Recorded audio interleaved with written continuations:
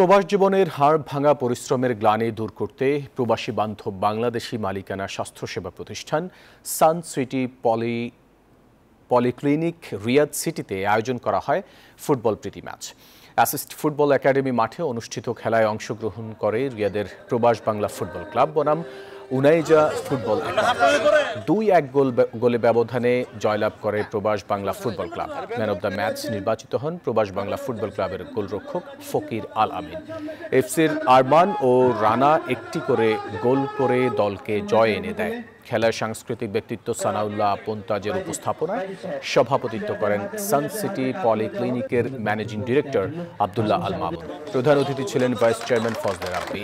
বিশেষ অতিথি ছিলেন ডিএমডি শাখাওয়াত হোসেন আরমান এবং সামাজিক ব্যক্তিত্ব আলী নূর রনি।